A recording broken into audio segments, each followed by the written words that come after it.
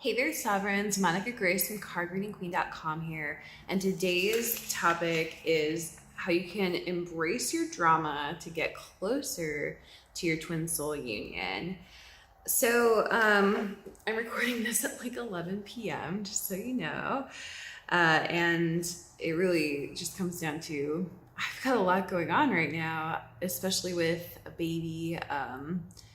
And I'm also, I don't know if I talk about this much, but I also have several businesses and I'm doing a somewhat big revamp of one of my businesses and it's just taking a lot of time. So I think I'll probably be doing a couple casual videos like this in the coming months, just in order to get some content out. So the topic today really comes from this book I'm reading called Existential Kink. It's by Carolyn Elliott. It's a great book. I love it. And I am a little tough to impress these days with books, especially because, first I read a lot of books, so that's part of it. And I just read a lot in general.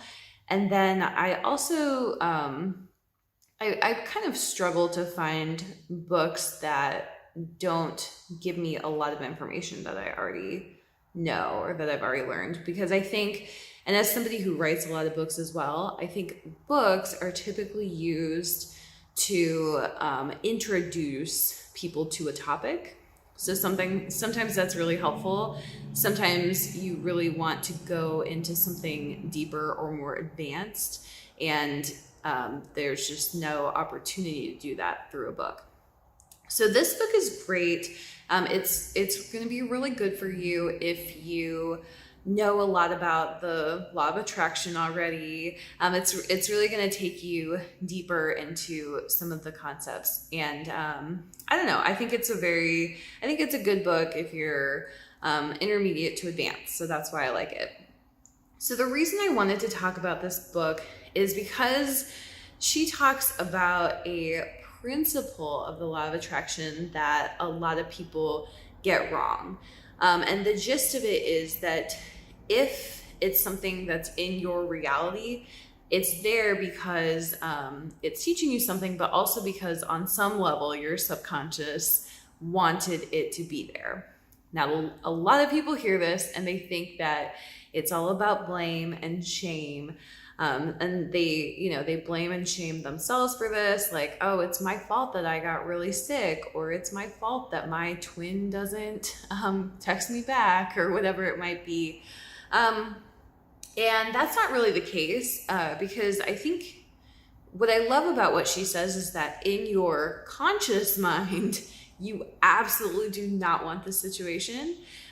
But it's your subconscious that has some attraction to it, and the subconscious is what's driving that. So the book is great, highly recommended. How I think it relates to the twin soul journey, and why I encourage you to read it if you are on the twin soul journey, is it really teaches you to embrace your drama and love your situation fully in order to transcend it, and in order to find peace within it. And so one great example that I see in the twin soul community a lot is that people, they are in a relationship, or their twin soul is in a relationship. The person they think is their twin soul is in a relationship, and they want that relationship to end badly or on bad terms. And a lot of the time they're like, oh, my marriage is over, I just want to leave. And then they're like, they think they're running to their twin soul, but actually they're just running away from the problems of their marriage. What can I say about that? I guess what I would say is that if you want to leave a relationship, it's better on your ascension journey. And if you didn't do this, it's totally fine. This is not a judgment. It's not a blame or shame type of thing. But it's better to leave that situation having fully loved it and having fully poured all of your love that you can into it, and leaving it in a state of complete peace. And this is something that I think people have trouble with on the twin soul journey. And it really comes down to the issue is that if you leave the situation not in peace, then that situation, you may get rid of the person, but that situation is just going to keep following you. I've talked about this a bunch on my channel, probably. I know I've shared a couple stories about my divorce and how I, wanted to leave my ex-husband. I left him on pretty bad terms. Like we were on bad terms. We don't speak today. We don't talk to each other. We don't like each other. We haven't spoken in years and years. I don't ever want to speak to him again. So we really left this situation on pretty bad terms, I would say. And we were able to do that because we didn't have any children together. We had sold our one asset that was tying us together, which was a condo that we owned. And, other than that, our marriage was pretty straightforward. Like we were able to settle all of our accounts and that sort of thing. And we have no like ties to each other. So we didn't have to really fix a lot of things. Like we never had to work things out. And that, that was healthy for me at the time. I don't know if I could have worked things out with him, but some of the issues that we had continued to follow me into my next relationship. And this is a really common thing. So basically I left that relationship to avoid, sure, I left some of it in peace, but I left a portion of it in avoidance. And then when you avoid something, it really just pops back into your life with like a fuller force almost.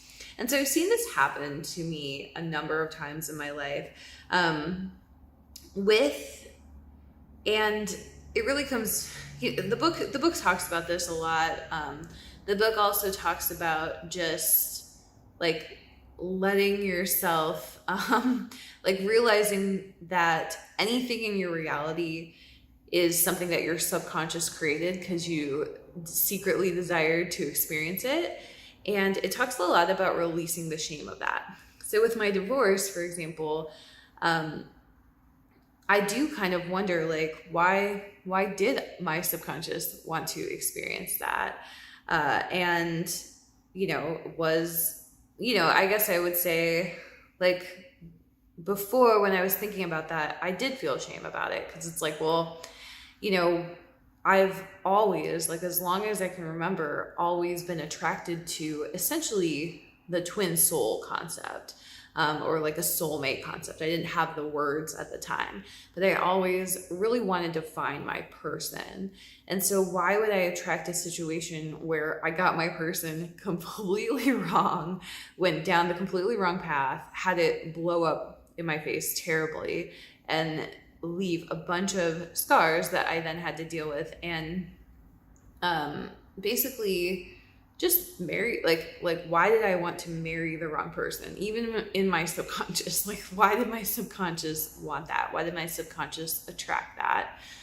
And this book just tells you, like, basically to embrace your drama around that. Like, why did you subconsciously want to create drama around it? And to really explore the pleasure of receiving the drama you wanted to create. So with a divorce, it would be like, well, what do I gain from having a divorce on my record? One of the things, and so I've been thinking about this, one of the things I think I gained from it is it's a interesting story. Like, I got married when I was 22. The relationship was toxic and abusive, and I finally left it. And I left it before we had children, very much on purpose. Like that was the thing that spurred me out of it, was the talk of like, let's have children. But I do have a deep appreciation for that story now. I do use that story in, I tell that story on this channel. I tell it through my businesses. And so the idea of this book is really just like, what like weird pleasure do you gain from, the situation? And can you let yourself, without shame, without blame, enjoy that pleasure? So I was thinking about how this relates to other things. So, that clearly, like with relationships, that's a big one. It's like, what pleasure do you gain from the story that you're telling yourself about this? So let's say your twin soul was with another person, or your twin soul blocked you, or whatever. Like what story does your subconscious gain from that? It could be that you really like the tension, the drama. You like checking every day, and you gain pleasure from checking every day. Did this person block me? Or am I still blocked by this person? Or you take pleasure in the puzzle of trying to figure out like, what healing piece can I do to get unblocked?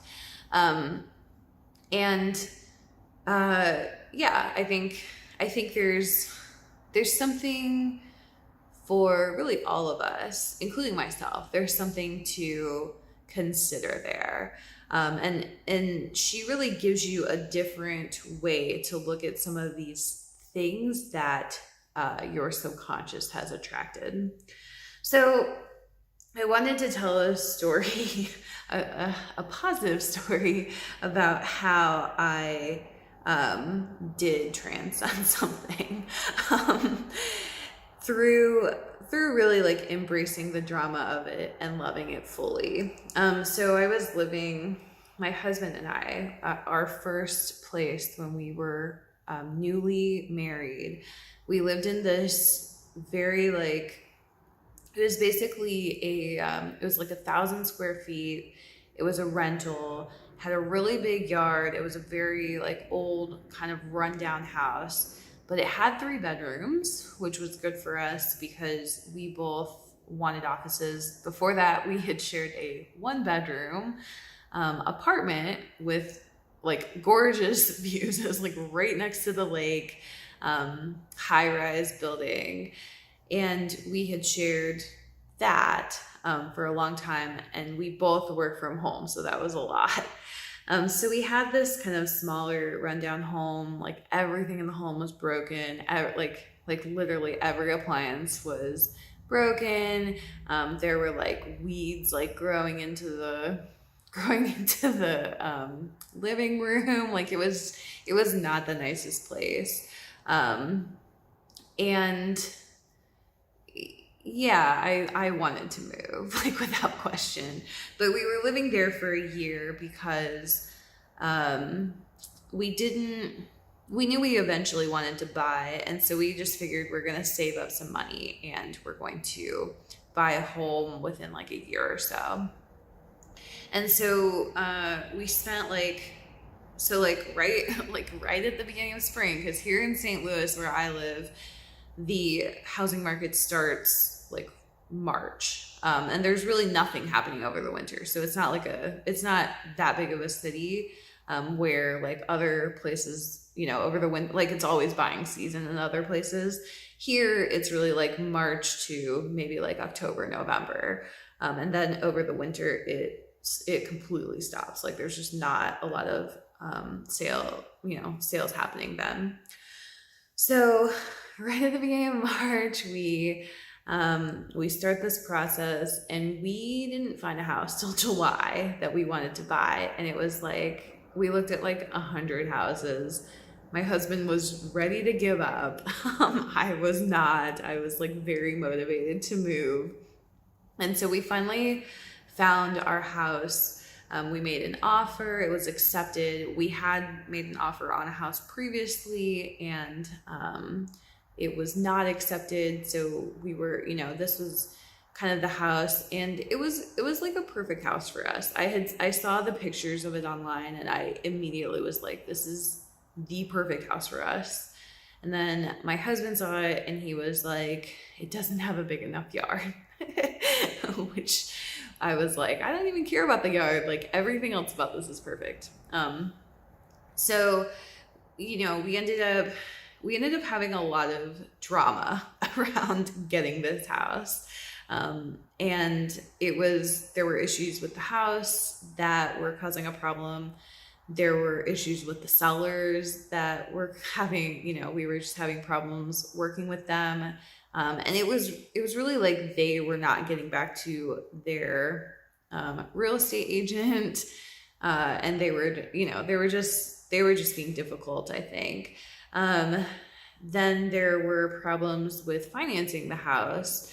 Not on our end. It wasn't like a we don't have enough money thing. It was like we don't know where the property lines are. Or we don't know if there's like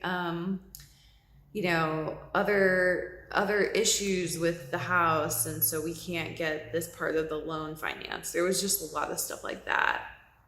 And so, we're creeping up on our closing date. Kind of comes and goes, like we're not going to close that day.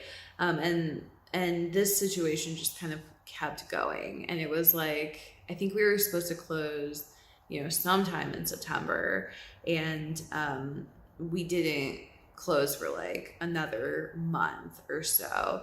And we talked to so many people who do like the loans, and like, our real estate agent was like, I don't think this house is going to close because there are so many issues.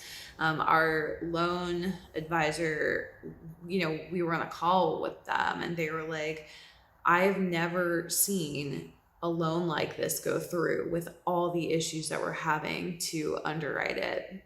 And so it was just like this really sad thing. And, my husband was like, again, like ready to give up. I was kind of in a place of like, I know this is my house. Like I just like knew it was my house. So I was not even looking at the details because I couldn't.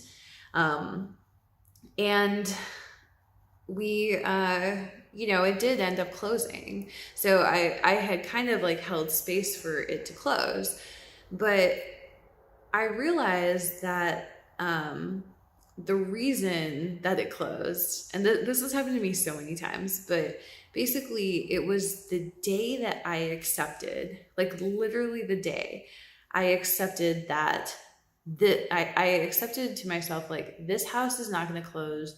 I am going to be living in my current, house that I hate for another year. And I had just like accepted it. And I was like, I accept it. I'm going to be at peace with it, that I'm going to be living here for another year. Like, we're not going to end up moving.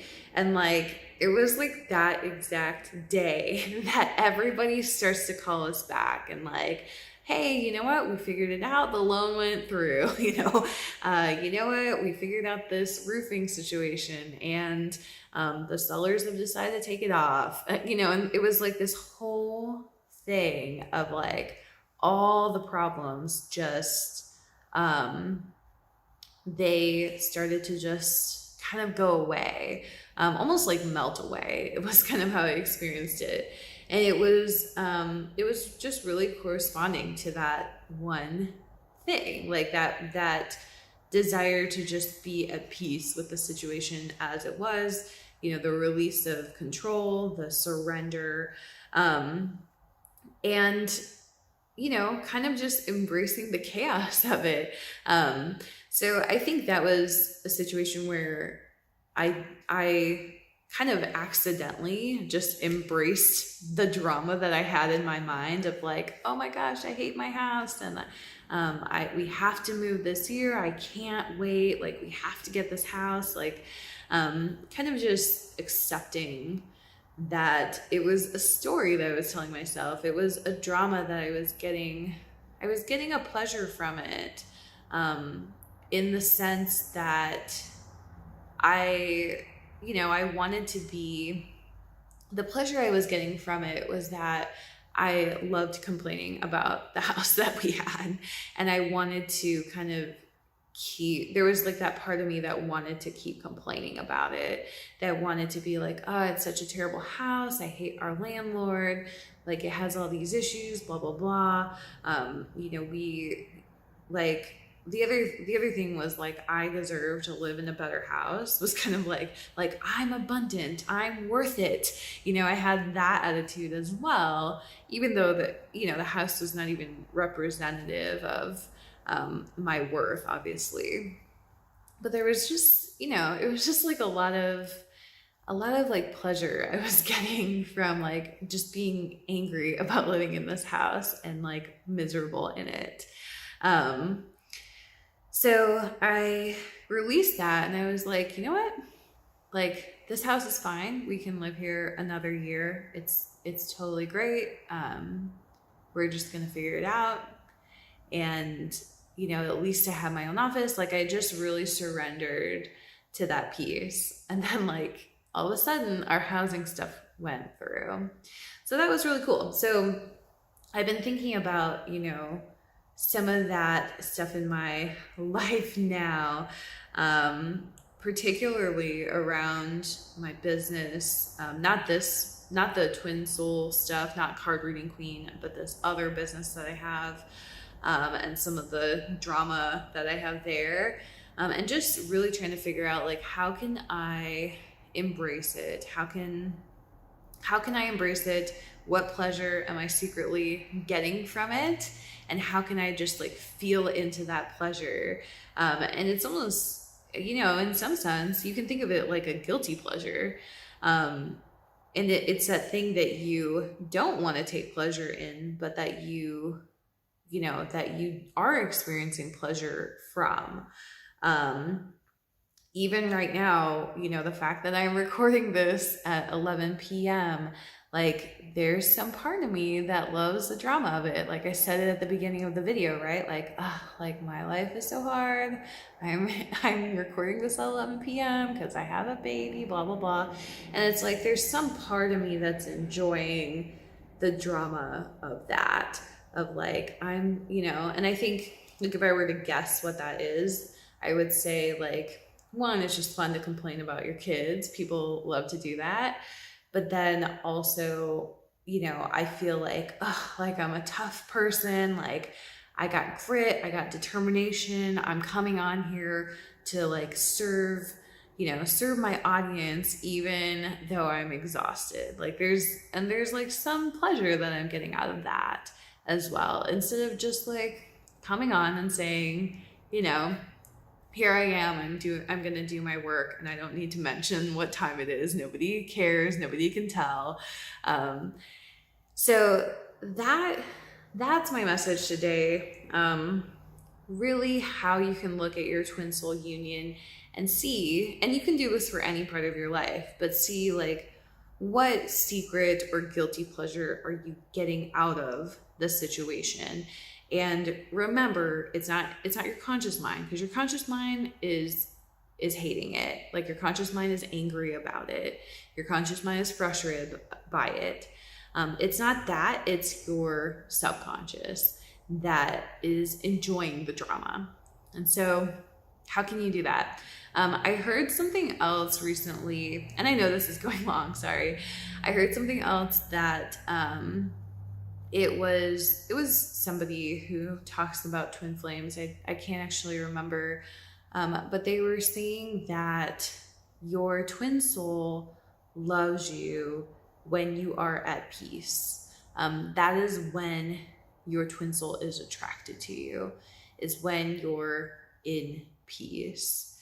And I thought that was really helpful too, because you really have to acknowledge the drama of your subconscious in order to get back to peace. Like acknowledge it, see it, feel it, feel the drama, feel the pleasure from the drama, and let that expression of that work its way out of your system, and that'll bring you back to peace, and then that attracts your twin soul to you, or whatever else. It could be your dream house. It could attract your dream house to you as well. So that's all. Thank you so much for watching. I hope this was helpful to you, and have a beautiful and blessed day.